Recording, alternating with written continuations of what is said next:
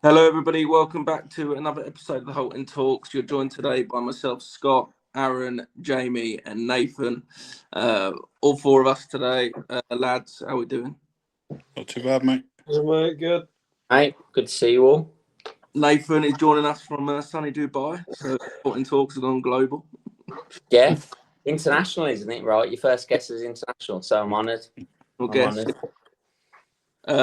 We are looking back at the January transfer window, winter window, whatever you want to call it now. We're going to touch on the Bournemouth game as well at the weekend.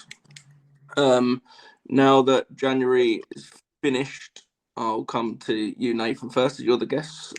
Just the overall thoughts on the business that we've done before we get into the play. I think overall now you look at it, it's kind of settled down.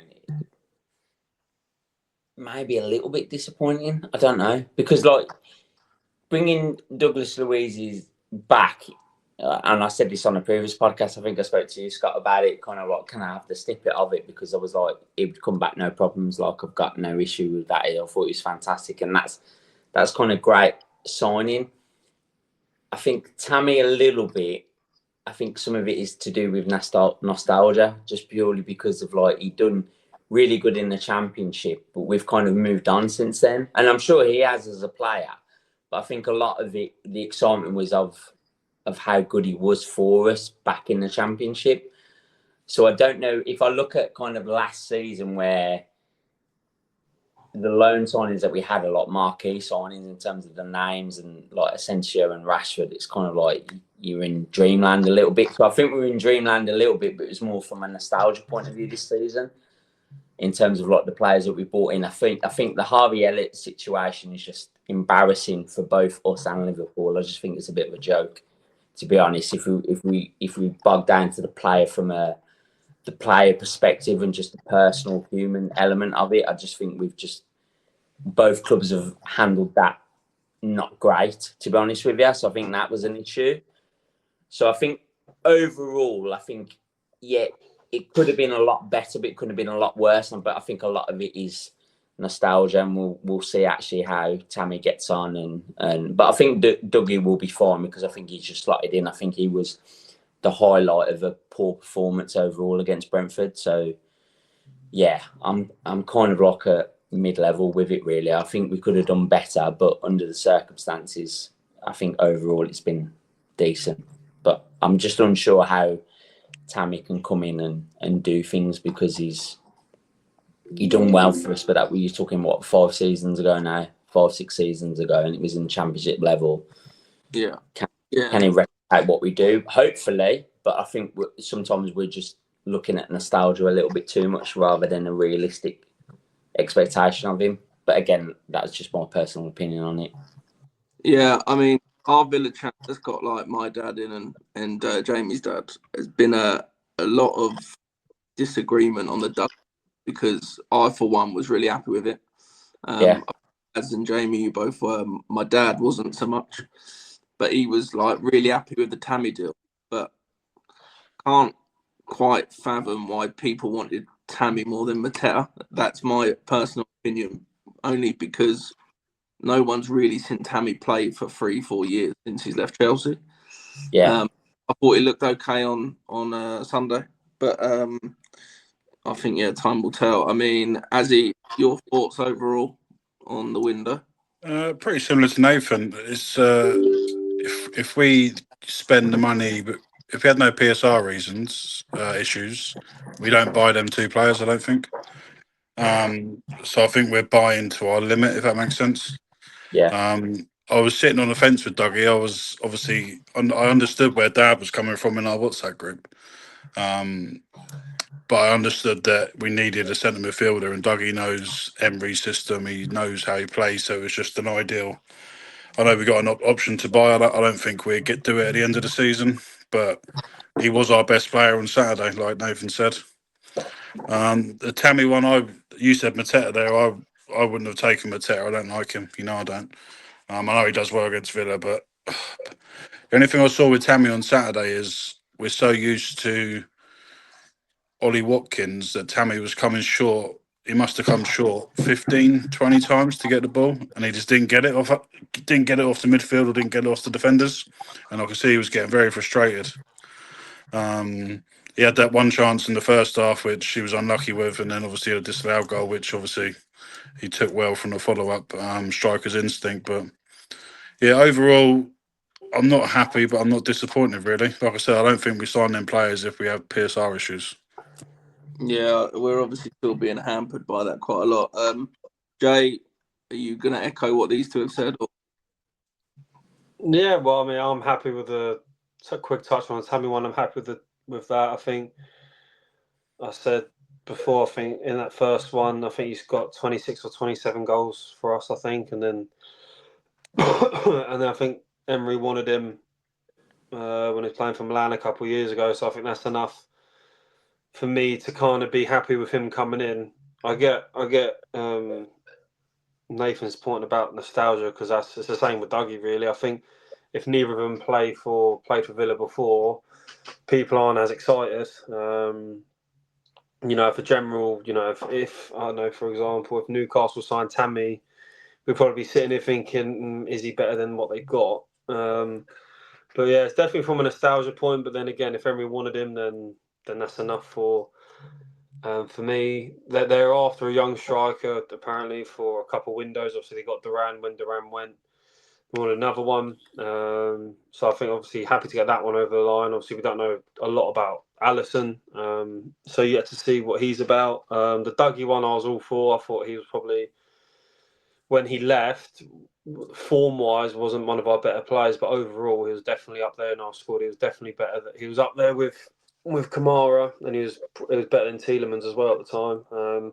So to get him back, and he's a system player. I think we all said that.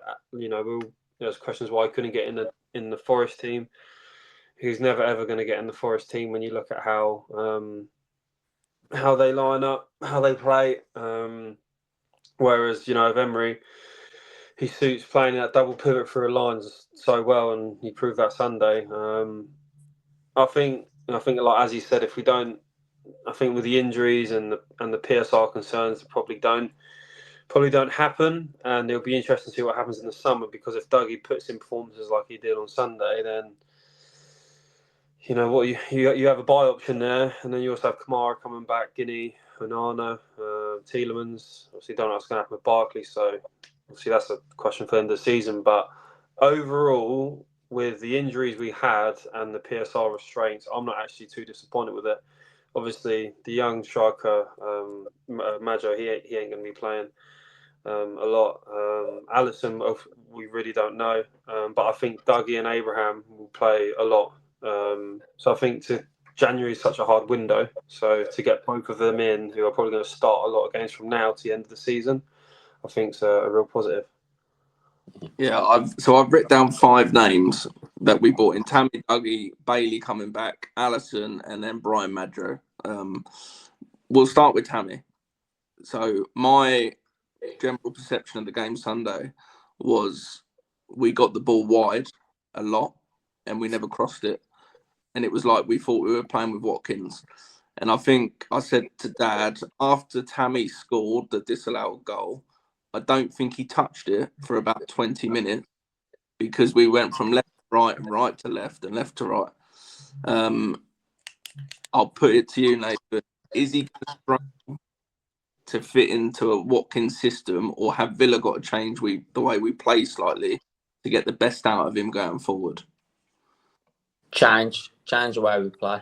I think for Tammy to come in, he's not a direct replacement to Watkins, in the sense that, like, Marlon wasn't a direct replacement for Watkins, but yeah, he was considered to be the next striker in line if Watkins wasn't performing and stuff like that. I think there were 2 different players, and I think Abraham and Watkins are the same in terms of how we perform. But even, and maybe I'm just thinking like of how we used to be, even seeing Bailey come on and play the way that he's played, and whatever we think about Gasson generally, I still think we've kind of gone back in time, even with Bailey showing up as well, and like how we play and how he would play.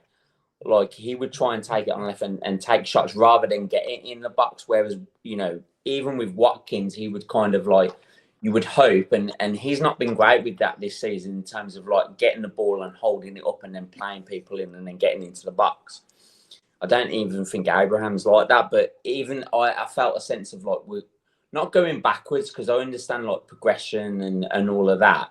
But I even think when Bailey came on, it was like trying him to work with Tammy wasn't really kind of working as well. I just felt like there was a little bit of a disconnect to the point where, you know, people would talk about like the amount of shots that we were having outside of the box and the goals that we were scored. I think it's like 13 outside the box against Brentford in particular. And I know it's just one game, but we weren't even doing that. And I think sometimes it's because of it wasn't just because of Tammy being like front and centre compared to Watkins. It was actually like the way that Bailey was playing as well, because we were kind of going back to the season before where we weren't necessarily having shots outside the box and stuff like that. So I think it's a combination. I don't necessarily think it's all about Abrahams and Watkins. It was like, well, actually the people around him and Bailey coming on actually set a different tone. Whereas like I felt like, no, actually, I don't think we're going to create a lot in a weird way. I just think like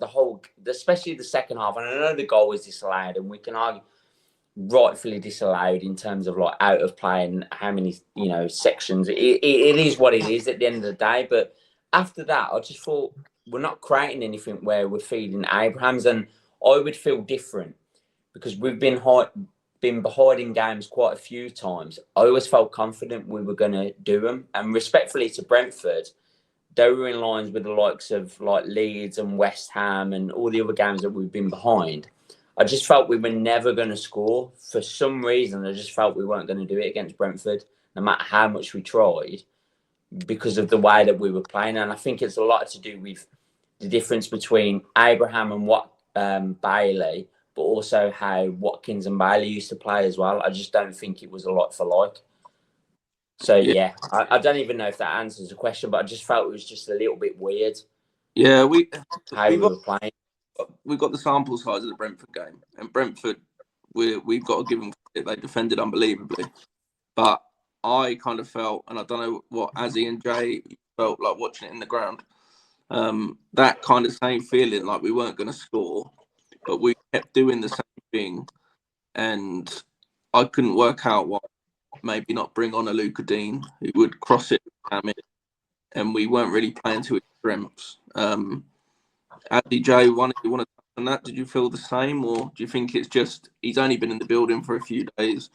He's had to come straight in because Ollie's got injured, and it's a case of just him and relationships built up, or do we have to kind of change how we play with him as the 9 or whatnot? He's a different player. Sorry, Jay, do you want to do it? No, you always go first. So. He's a different player to Watkins. Abraham, I wouldn't say he's like quite the target man as you normally see, but Watkins likes running in behind. He likes stretching defenders. But I don't think you'll see that from Abraham. He's better with the ball at his feet, so getting the ball to his feet, which we didn't see the weekend at all. And like I said earlier on, he was getting so frustrated. He wasn't even coming that deep to receive the ball, but like you said, it was just going to the left back, to the midfielder, to the right midfielder, to right back. For what, a good 10 minutes we were doing that? And it was just so frustrating. Like, just put a ball in the box and let Abraham test their defenders. I said it to Jamie in the ground. I would even be tempted just to get an Arna on and put him up front with Abraham. They were down to 10 men and just keep getting balls in that box. But I'll go back to it. Emery doesn't have a plan B, and that's just my preference. As much as I love him, he does not have a plan B when teams do that against us. I know you're grinning there a little bit, Scott, but that's just my opinion. I'm saying nothing. We always play the same way, don't we? Whether we're winning, drawing, losing. But if we're playing against a team where, like Brentford Sunday, we're 1-0 down, nothing changed from the first minute to the 88th minute. And we haven't created nothing apart from that Tammy chance at the start. So just change it up, like you said, either like a Luca Dean coming across the ball or a Nana for a bit of height and get some balls in the box. But going back to obviously to your question, we need to, if Abraham's starting, we need to change the way that we're playing to suit Abraham. Definitely. Okay, Jay, I'll let you talk, Douglas, Louise. Let's just give the Tammy line a ranking out of 10. You can all rank it out of 10. 6. Oof. Go on, Nate, what are you going for? 7, yeah, slightly better. Jay? I was going to 7.5, if you can do 0.5. You can't do that. No.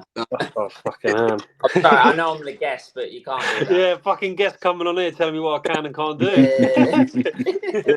Apologies. I'll put that as a 7, Jay. I agree with Nathan, Joe. Sorry. There you go. All right, we're kind of, I think we're kind of all in the agreement of we'll see how Tammy fares as the season goes on. Fingers crossed he bangs in. I just think because hearing what Aaron was saying in terms of like Emery doesn't really know how to change, like he doesn't know how to adapt and stuff like that. And I agree to the point, but I always felt, and Brentford was the first game, and I don't know whether it was because of the change of personnel, but watching, against Arsenal, and I've mentioned against Leeds in particular and West Ham, and I know like sometimes they're different challenges, sometimes easier games. But and Brighton was another one. I always felt, we'll be all right. We'll come out the second half and we'll perform, even though the gameplay hasn't changed necessarily. We're just a bit more intense.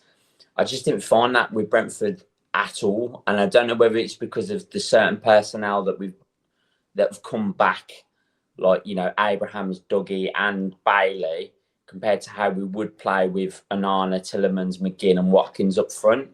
I think there has been like a change over the seasons in terms of like, and we use the terminology in terms of like typical Villa. Once we go 1-0 down, it's kind of like we buckle under the pressure. Like I haven't felt that for majority of the season. I always felt, actually, like come second half, we'll go for it. Even though the gameplay hasn't changed, I just think there's a bit more intensity. But what we were doing against Brentford, like, and all three of you have mentioned it, we seem to just be playing around a semicircle, and like we were afraid to kind of get in the box or even just take a shot. It was like we were afraid to take a shot for some reason. It was only really, I think, from what I remember, Matty Cash, and I know he fluffed a lot of shots, but he was the only one that kind of wanted to take a challenge to the goalkeeper. That's just how I saw it, really, and I just felt it was just a bit weird because I haven't seen us like that the whole season. And it kind of went back to type, kind of like seasons previously, in terms of like we didn't really have an answer. It felt like that in the ground. I've got to say, it did feel like that. And I don't know if it was because we'd had the Everton game prior, and it was kind of we could have been playing until the day and not scored. That's kind of how Brentford felt. Yeah, maybe. Yeah. You are right. Yeah. We had said we were so good against Newcastle that it was a bit strange, and then we'd obviously had the win against Salzburg in the week, so it was a bit odd. But I kind of felt I can't speak for you two, being there as Andre, but the minute that the goal got disallowed, I didn't think that we'd score. I think if the goal had stood, we would have gone on and won the game 2-3-1 easy. But that was a proper mood killer. But we don't want to touch too much on that game individually. I know sample size, but we'll move on to Douglas. Now, I'll say my point. I was all over it. I think it's a great signing. I never wanted him to leave. I would have rather had sold Ramsey in that window when we sold Dougie. But that's all I'm going to say on it. Jay, I'll come to you first on the Dougie signing. Yeah, do you remember at the time as well that it was between basically Martinez, Dougie, and JJ, because obviously JJ stayed, went the following season, and I remember obviously Emmy signed a new deal. He announced it, I think, in that club shop, didn't he? When they'd done a little reveal, the new club shop. I think he announced it then, and so obviously they went down the path of selling Dougie because obviously one needed to go, but like I said earlier, I think. Former side, he was probably our most important player really to how we played alongside Martinez and Kamara. He was so instrumental. If you look, Tielemans has kind of taken that baton now, But Emery always used to go to Dougie. He was like his little lieutenant on the pitch. He always used to talk. I think Scotty, we spoke about it before. Yeah. When he first came in, he always used to go to Dougie and tell Dougie about whatever it was, and then Dougie would then get it out on the pitch. And he's gone to Tielemans for that now since Dougie's left. But he was so important to how we played. For a long time we were a double pivot FC when he first walked through the door. So to get him back, I was buzzing personally. Again, there is that nostalgia behind it, but again, he was our best. He was the best player on the pitch on against Brentford on Sunday. So yeah, I'm over the moon with it. To be fair, I would like for it to become permanent because I think he's easily good enough to compete with the likes of Tielemans, Kamara, Onana, and McGinn for those spots. But again, we'll see what that's like near the summer. But yeah, I'm buzzing with it. To be fair. Yeah, I think we take if he is now our best player from now to the end of the season, we take up the option personally. You'd probably take up the option and maybe try to push Barkley on, wouldn't you? Yeah. But Just one thing on the Dougie thing. Now, I think I mentioned it to you the weekend, Scott, watching the game. I haven't seen a Villa midfielder go in between our two centre-backs since Dougie left. So at the moment he plays, either say it's Kamara or Bogard, they normally go into the right-back position and Cash is further up.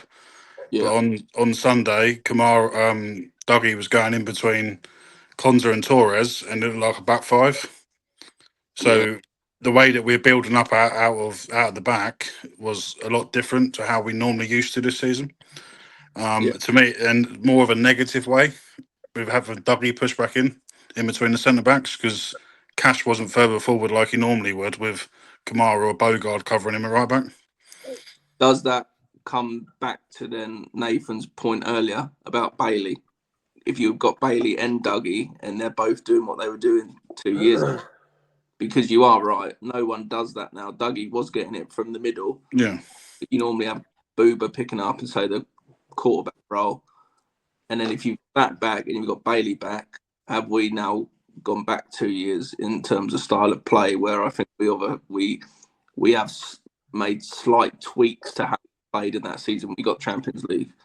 I'm not saying it's a negative, but do you think Bailey and Louise have just I've seen a lot of things like they're plug-in and play players because they're used to how Emery plays, but are they still going off what they were doing when they were there before and we've slightly changed the way that we're playing now?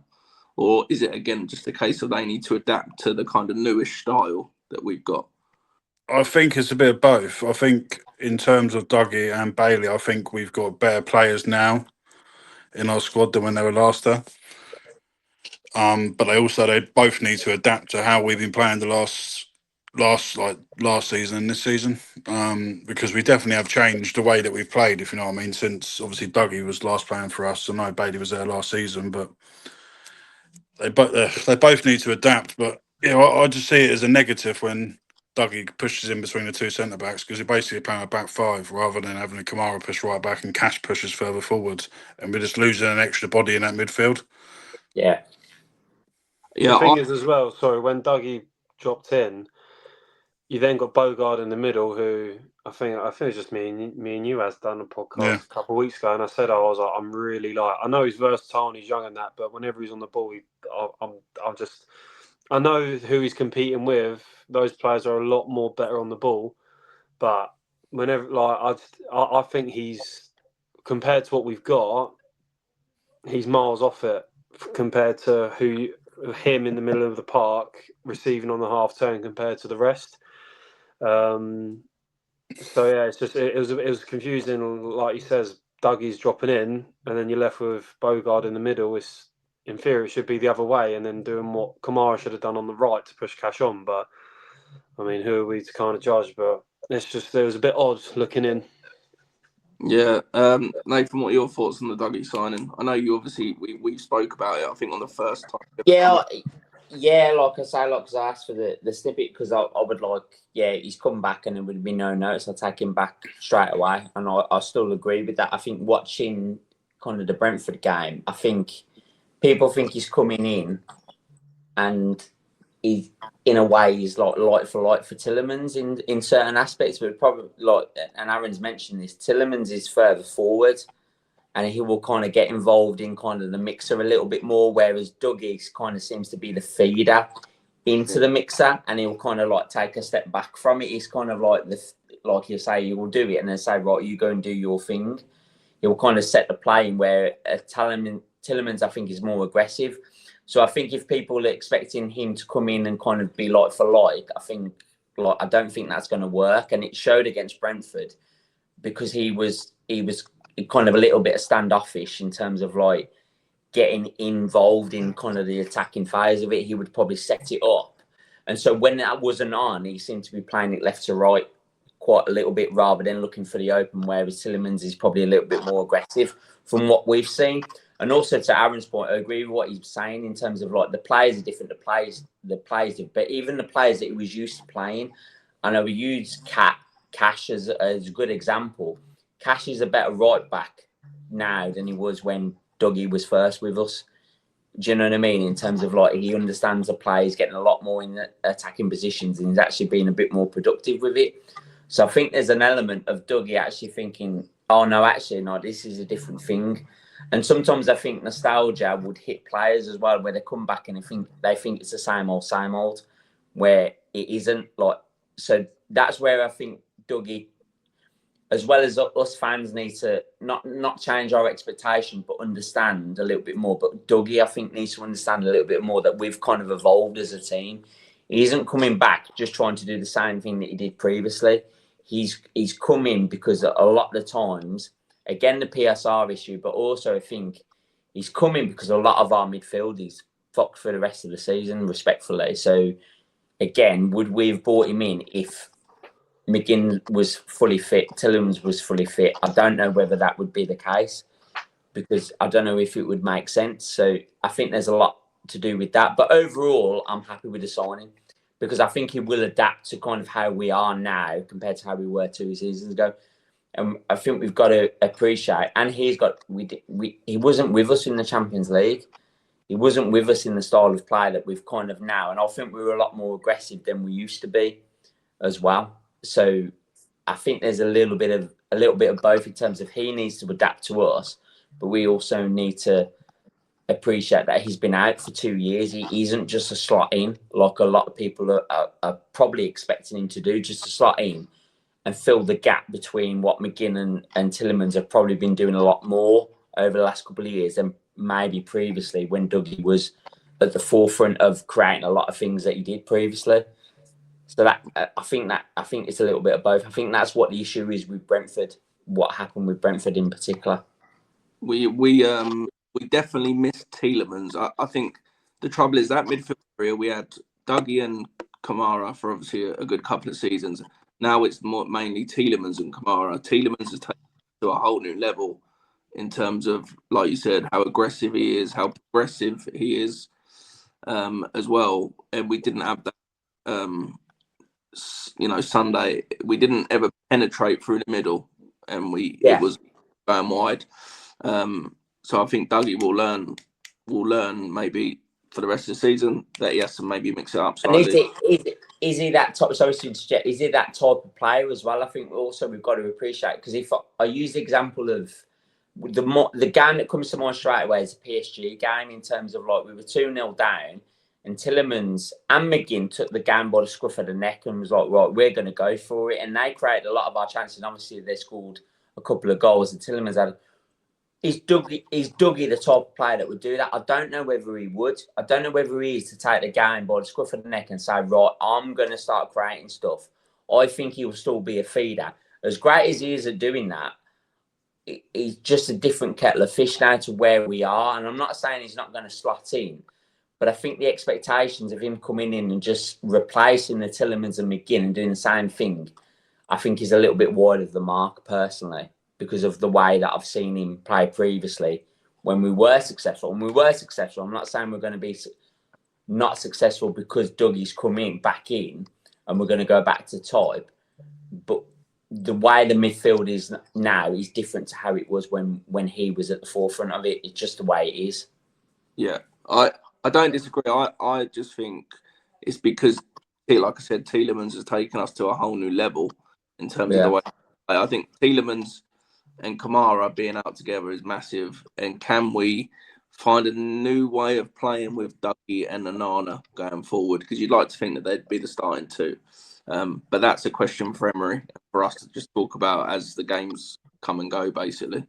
On Bailey, I think Tammy and Dougie are the main two, but we'll touch on Bailey. I think if McGinn doesn't get injured and Gesson looks like he was anchoring for a move out to Palace, does Bailey come back? Probably not. Azzy, thoughts on the Bailey one? More, is it that we needed a player? And Bailey, again, was on loan. He's not done much at Roma. He only played 11 times. Can come and do a job as and when we need him? Or do you think there was more to it where they actually really wanted him to come back because Gesson wasn't doing great? For me, I would have recalled him anyway, just for the pure fact that we need bodies at the moment. So I think the main reason he's come back is due to the injuries and obviously Gesson leaving. If McGinn's still there and Gesson's still there, I don't think we recall Bailey.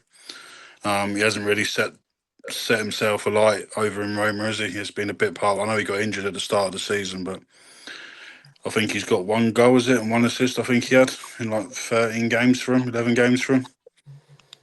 So yeah, I think it was just it's a decent decision for the club to recall him, but another one, I don't think we recall him if McGinn's fit and Gesson doesn't get sold. Yeah, I agree. Jay, thoughts on the Bailey one? No, I think obviously it helps with PSR in the sense that the injuries we had, we needed to get an attack in. We need to get a winger in, and obviously he fit the bill.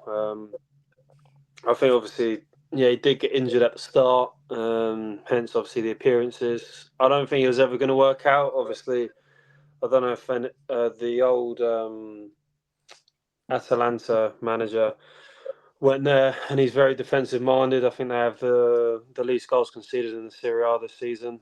So I mean, if you put Bailey in a defensive setup, is he ever going to play? Probably not. So it's not his. Bit like Dougie, bit of a system player, so it was never really going to work out there. But I'm excited to see him back because I think he was up there at Newcastle. I thought he done okay, especially for only being back a couple of days, and then obviously having the game against Brentford as well. I thought he done. It was exciting. Obviously, we're used to seeing Gasson there, who just filled none of us with any joy. And to see Bailey there actually trying to beat his man and get in decent positions and create half chances is just not really what I'm used to. Even with Guinea's not a winger that's going to be getting it and driving towards his fullback and dropping the shoulder. He quite often cuts back. So I guess it's just interesting to see Bailey 1v1 against defenders. It's exciting for me. But yeah, like I says, it was never going to work out at Roma, and I guess it kind of aligns with us with our PSR problems and our injuries. Yeah. I think obviously the other two that we brought in, Alisson and Maggio, I don't think we'll see Maggio. I think we'll see Alisson, but in terms of here and there. So listen, we won't comment too much on them. A couple of the outs, the big one being Marlon, and I think probably the second biggest one being Gasson. Nathan, I'm going to come to you about Gasson because Aaron and Jamie have completely different opinions about this and caused a lot of uproar on a previous episode. So, okay. Do you think it was right? Caused uproar with a guy called Sean Williams, I think his name was. Put a death warrant on Azzy's head. Well, Aaron really liked Gasson from a defensive point of view. Me and Jamie thought he'd gone backwards, so I'll let you have a neutral say on it. I agree with what you're saying in terms of defensively, yeah, but was he bought in for that reason? I'm not entirely sure. So I don't know. Would we pay that kind of money for a right winger to kind of be good defensively? I don't necessarily agree with that. I don't know. I don't know what it was about him. Like, I just felt when he was doing things, and in a sense, it was kind of like with Bailey, and like sometimes Bailey would try things and not really the overall plan. Like, what was the end goal? But Gesson was doing it a little bit slower than Bailey. That's the only way I can explain it. You know what I mean? And so, and there was talk, obviously, before we bought him that he was going to go to Crystal Palace anyway. Like, Crystal Palace were interested in him, and then we kind of poached him away, I think it was. So I'm not overly surprised about it. Do I think...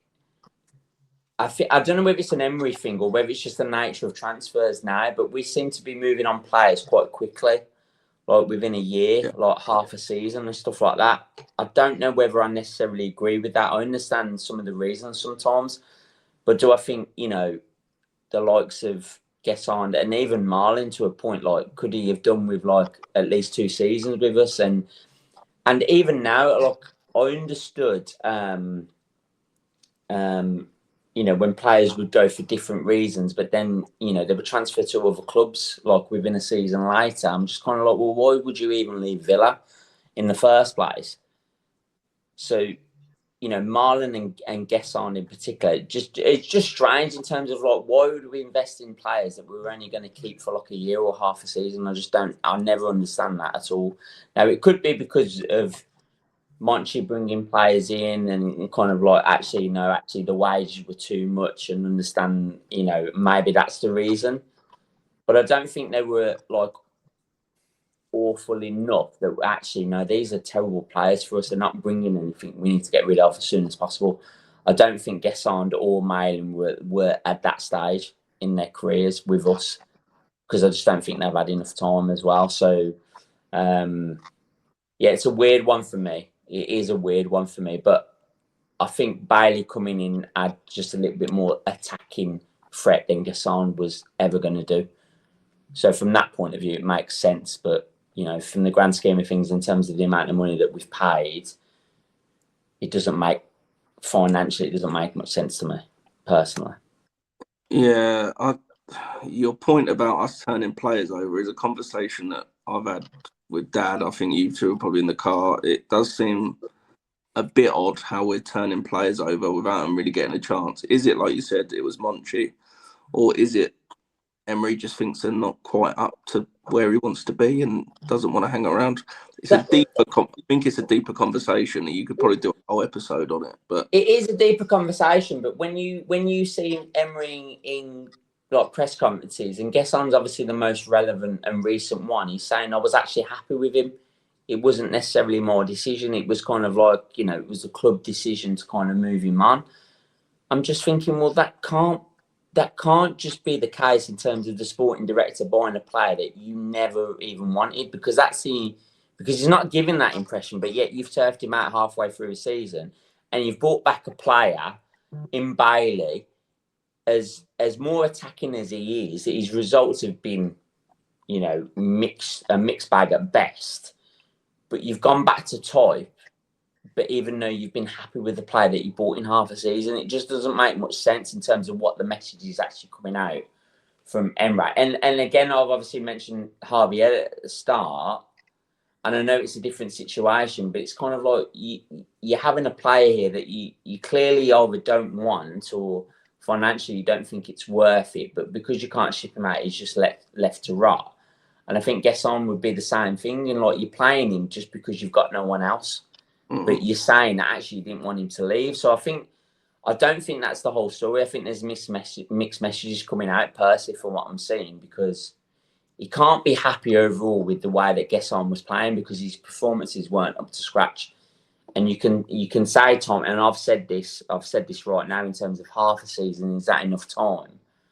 But if he wants a bit more of an instant impact in terms of, right, if we're shipping Bailey off, he wants a like-for-like replacement that hasn't lived up to scratch, then, you know, I don't know what the answer. I don't know what to say, really, in terms of that. But I feel it's a little bit of mixed messages, because we can clearly see that Gesson was struggling, but yet Emery's coming out and saying actually he was happy with him overall, but it is what it is, and that's why we've shipped him off to Palace. It just doesn't make much sense to me in that regard. But from a performance perspective, he wasn't up to scratch for me. No.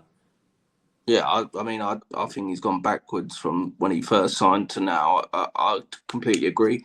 Is that a case of Emery just supporting the player in a public eye, but behind the scenes he's probably saying, like you said, we're receiving the mixed messages? Is it that PSR's so bad we're like, oh, we can actually balance the book slightly.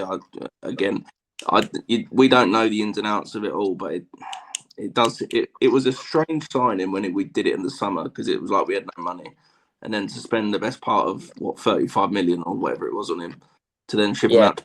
Now it's all a bit odd. But I'm sure it's not the case, because Emery's just his own man. He's got his own thing, but it kind of comes across like he's been poor. Everyone has said he's been poor, so Emery's decided to ship him off.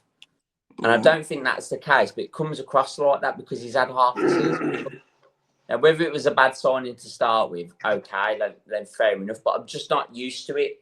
And I'm just not used to it in Premier League, really. I don't see any other team, really, and you three can kind of question me if I'm wrong, where we're shipping out new signings halfway through the season. I just don't see it from any other team. So there's obviously something not right. And Gesson is just one example, because it's happened with Marlin. And in a different way, it's happened with Harvey Elliott as well. Yeah, the Harvey Elliott one is odd, and now the fact that he's played him for a couple of games is even odder. But I think all of that is for a different conversation. We'll wrap up the transfers there, because we've done 40 minutes on it. Would just give me a rating out of 10 for the overall window. We've obviously loaned out a couple of younger players, and we could have touched on, like, should we have kept Jamoa lower around and whatnot. But Nathan, overall rating of the window?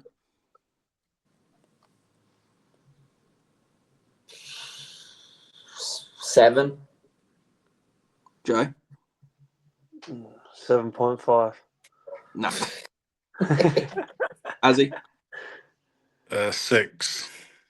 Oh, Azzy, negative, man. What? A bit negative. Them players don't get signed if we can spend money. Because we've gone backwards, in my opinion. But I think we've had that window with hands tied behind our back, and with the injuries we've had, I think we've coped pretty well with it. I think. I'll sit on the fence and 6-7. Oh, fuck off, Scott. Because I agree with what your boy's saying. I know we'll keep going back. Briefly, if we'd got the Champions League because of that shit show against Man United, would we have signed those players? And we wouldn't have. It's just that simple. So I agree with Aaron. We would not have got Tammy Bailey, and just wouldn't have happened. I can see why it would be a 6, and I could see why it would be a 7. It's good for probably the position we're in with the injuries and PSR. But if last season was different, would we be signing them? No, is the answer. But that's all if buts and maybes. You have to look at what we got. We've got no midfield. Our striker needs a bloody knee replacement. You know what I mean? Everyone knows that. So we need to try to do something. Do you know what I mean? You are right. Yeah, you are right. You are right. And I'm glad that it is, if nothing else, we've got 2 players back or 3 players back if you can, Bailey, that know the club and know what you know what I mean. I know it's going back to Todd, but they need to adapt in terms of how we're playing now, which isn't too much different. But if you're going to say, like, would you rather have 3 new players that not necessarily can increase the level, don't really know the club, or would you rather have the 3 that you brought back? I'd probably say, I'll take Tammy, Dougie and Bailey back over 3 randoms. Yeah, so I agree with what Jamie's saying there as well. All right, we'll go 7 out of 10. You've twisted me up. Yeah, I think 6.5. I have that, Aaron. We brought Bailey back in, who was rubbish last season. I guess Gesson's been better than what Bailey was last season. Oh, We stop going on about Gesson, man. Dougie is not at the level of Yuri and McGinn, and Abraham's. We don't play to his strength, so we keep it at 6. Should we? Go on, Scotty. Let's move on. thanks for watching. Should have said that at the start. We'll touch on Bournemouth. We've obviously got them Saturday, 3:00 away at Bournemouth. They've picked up slightly in the last 5 league games. Won 3, drawn 1 and lost 1. Currently 12, 33 points. Are we getting to the stage where we're starting to get concerned about the chasing pack? United are 6 points behind, Chelsea 7, Liverpool 8. Is it a case of a must win? And then we've got obviously 2 favourable home games, I would say, against Brighton and Leeds coming up. Nath, what do you think? Is must win or, take the point? I actually think from the point difference between us and like Man United as an example, I don't think it's a must win, but I think in the position that we are, we're third, I think every game is a must win. Because if we don't start picking up points like against these teams respectfully, then we are going to get caught. And it's just a matter of time. So whilst we've got the buffer, so I'm not too concerned. But because of the home results recently, like Everton and Brentford have kind of been, and I know realistically, if we would sit here now and kind of say if we thought the only blip is going to be the first 5 games of the season where we couldn't score or win, then we're kidding ourselves. There was always going to be a bit of a blip, but that blip needs to get over very quickly because we're in the top 3, and the top 3 teams, top 4, top 5, only have a blip for a certain period of time. So this can't continue. So I think in that regard, it's a must win but for a points perspective, I think even still being 3 points ahead of 4th place with the 2 home games that we've got, I still would feel all right. It's just because of the recent run that we're in. But obviously now, recently we've been better away than we've been at home. So you would expect on that they would do the business against Bournemouth. So yeah, I'm not overly concerned if we don't necessarily pick everything up. But I think just based on recent results, we need to get a result. Otherwise, it becomes then a bit of a snowball momentum thing where actually we're not picking up points where you would probably say towards the end of the Jan, looking at February fixtures, you would probably say actually this is probably one of the easiest months that we've got in terms of the games that we've got upcoming. So yeah, hopefully we get a result. I think if we can get a result Saturday, and then, like I said, we've got 2 favourable home games. If you can get 9 out of 9 or 7 out of 9, it looks a bit better. Yeah. Jay, your thoughts on Bournemouth? What are you expecting? It'll be a tough game, I think. I think their home form, they're bang smack 10th in the home form table, so it'll be hard. I think.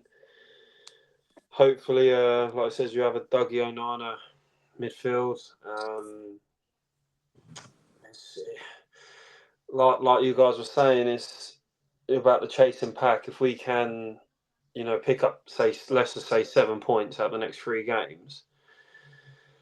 I think, is it United that have the next few games are quite tough? There might be another team that's in that chasing pack. It's just, I know everyone has to play everyone, but if you just look at the next few games, there's a couple of teams in there that have some really tough games. I think is it Liverpool City this weekend? I think. Yeah, Liverpool City, and then Chelsea have got Wolves, so you'd fancy Chelsea to beat Wolves. But there are some coming up. Yeah, I think so. I'd still back us to win, and like Nath was saying, even if we don't and we lose or whatever, or even if we get a point, if we're 3 points ahead of United, 4 points ahead of United, going into those 2 home games, fans will snatch your hands off at that for at the start of the season. I think at the minute, I don't know from your three's perspective, but at the minute it does seem a little bit not doom and gloom, but like you've had the Kamara injury, who's our best player. You've had Tielemans' injury, who's one of our most important players, and you've got obviously Guinea, who probably is our most important player. Those 3 have got injured. You sold Marlon, who was like a fan favourite. Really, no one really disliked Marlon. So he's gone. You brought in 3 players who all 3 has mixed opinions on, and you've lost your last 2 home games in the league, and we've not scored a goal. So, like Nath was saying, you don't want that snowball effect to happen. So as soon as we can win, the better. I think whether that be obviously, even if you do get a point on Saturday, you got that next home game. That's the must win, if that makes sense. But I can see why people would say this Saturday's a must win. Every game's a must win when you think about it. We just got to keep picking up points. That's what we were doing in that run, finding a way to win. And again, if we went 1-0 down in the third or fourth minute, I wouldn't be thinking, "Oh, we're screwed it," like we used to be. I still think we have enough talent. You know, Rodgers arguably is one of the best number 10s in the league, if not the best. So when you have someone like that in your team, you can change a game like that. You know, Tammy would have more time by then. Dougie will have more time by then. Likewise with Bailey. So trying to think on the positive. I am confident for Saturday. Give me a prediction then, Jay. Be a bit weird if I say like a 3-0 loss now, wouldn't it? I'll go for 3-1. Nice. Azzy, prediction? We normally do well against Bournemouth. I don't think we've lost them in our last 6. We've beat them. Was it 1-0 last year at their place? Yeah, but Yeah. why would you say that? You've jinxed us. Just giving you the facts, mate. I will go for a 2-1 win. Nice. Go on, Nath, gives a prediction. I think another 1-0.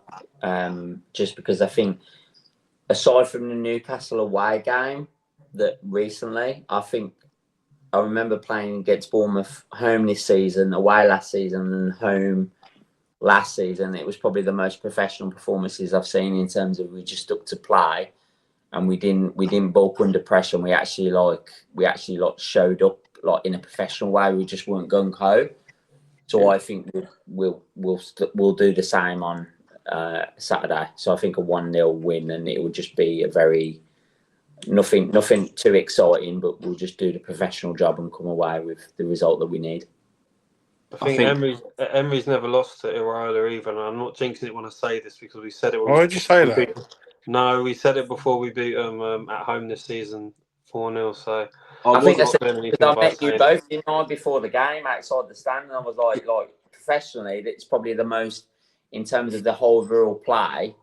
It's the most professional I've seen. It wasn't kind of like now we need to go and get a result. We just played our game and came away winning. So I think we'll do the same. Fingers crossed. I mean, I would take all 3 of them score lines. I'm going to go 2-1 Villa as well. And fingers crossed, you know, we get a bit of a, like you said, Jay, it seems a little bit doom and gloom. Maybe not as strong as that, but get a bit of positivity back. Right, that'll do for Bournemouth because I'm conscious on time, and I know Azzy's got a little quiz for us at the end, a little transfer quiz. Nathan didn't know about this, but we don't know the questions either. So, here we go. Over to Azzy. So all I've done is I'm going to give you a player's career path who Villa have signed in January. So I'll give you the career path of the player. You basically got to guess it. You can either play all together or you can go round and we do score, whatever's easier for you three. I'll do whatever. I'm not fussed. Go on, you pick Azzy. You're in charge. Do it all together because I'm a bit curious about time. That's all. Go on. So first player, obviously, remember we signed all these players in January. So let's test your knowledge. The first player, 09-10, he started at Sunderland. 0 appearance, 0 goals. Moved to Ipswich in 2010 to 2011, 0 appearances, 0 goals. What a player. And then Plymouth for 3 years, 2011, 2014. Played 125 games, 15 goals. Anyone get it yet or not? Sorry, is this like a shout out, yeah? Yeah, just seeing if you know what it is. Okay, right. What are you looking at, Jamie? I'm looking up. I've got a notepad here trying to write it down. Okay. He is like that, Nath. He is like that. Yeah, of course I am. I got spanked on the 2 episodes ago. And then he moved to Barnsley in 2014. Yeah, he meant to be working together. But yeah, Conor Hourihane. Sorry, Conor Hourihane, boys. Correct. Barnsley gave it away. Yeah, next one, 1999 to 2002, Barcelona. He made 74 appearances to Barcelona in total and didn't score any goals. Spent 3 years at Villarreal from 02 to 05, making 109 appearances and didn't score a goal. real quick, If I was to guess and I get it wrong, am I out for the round? No, Quayer. no, you're out. What, you just said no. You just said no. I'm joking, mate. 2005 to 2014, Liverpool making 285 Pepe appearances. Coutinho, innit? Pepperona. Fucking Pepperoni. Coutinho. Right? Oh, right. Coutinho, Coutinho, 1999 to no 02. goals. Oh, I didn't hear the year. I gave you the year, mate. Right, for this one, I'm going to go round in each one for this one. So we'll start with Nathan as guest, then we'll go Jamie, then Scott. So Okay. I'm just going to give, to make it a bit more competition-wise. So Nathan, Yeah. 2005 to 2008, Crystal Palace, 10 games, 1 goal. Obviously, if you don't know it, just say move on. Let me think for 1 sec. You can have a guess. I won't eliminate you. Palace. What year was 05, it again? 05, 08. No, I was thinking of a play. Yeah, move on. Sorry. Jay, 2006, he went on loan to Oldham, 9 games, no goals. Yeah, that gives it away. That one. Nah, I ain't got nothing. Scott, 07 to 08 on loan to Motherwell, 5 games, no goals. Don't know. Yannick Bolasie. No. Back to you, Nath. 2008 to 2011, he made a permanent move to Millwall, 56 games, 9 goals. Oh my god. No, it's not coming to me at all. Sorry, move on. No worries. This one is difficult. Jay, 2010, he went on loan to Brentford, 11 games, 3 goals. No, I ain't got nothing. Can I just say, right? Sorry, as before you go for, I'm writing this down. I'm trying to write it down as you're saying it. But there's no point because why am I writing down 2006 Oldham and why am I writing down Motherwell? Because it don't benefit me whatsoever. I've written the Don't- same stuff. Don't write it down then. It's not going to click in my head whether he's moved to Oldham in 2006 or not, is it? Scott, 2011, he moved to Brentford permanently. And in that season, 18 games, 4 goals. I'm gonna go Scott Hogan, but I might be wrong. No, incorrect. I think I've got it. Or I'm gonna have Back a to guess. you. Yeah, back to you, Nave. 2011, 2012, Rotherham, 43 games, 18 goals. Oh no, it was someone different now. Now Rotherham? you said goals. Wasn't Watkins, was it? No, it wasn't, no. No. Jay, 2012 to 2014, he moved to Bournemouth, 87 games, 35 goals. Are these all played for Villa? Yeah.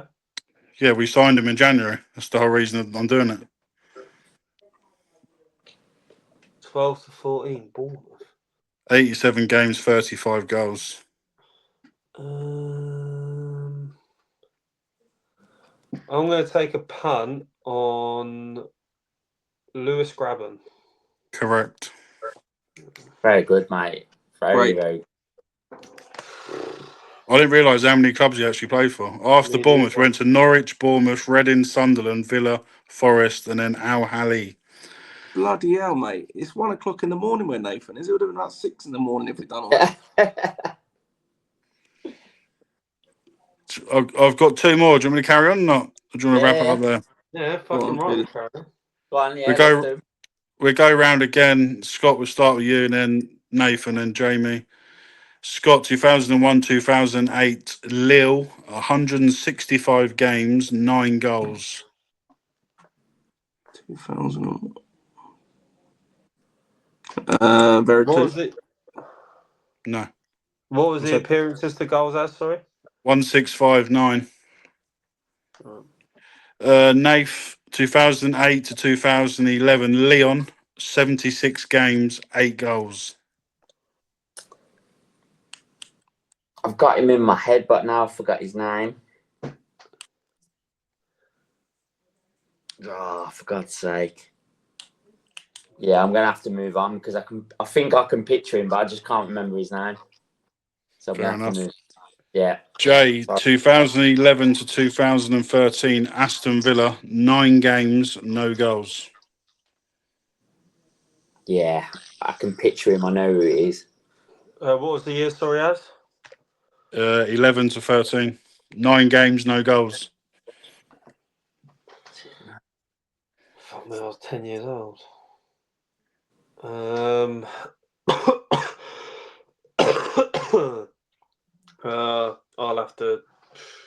have to skip.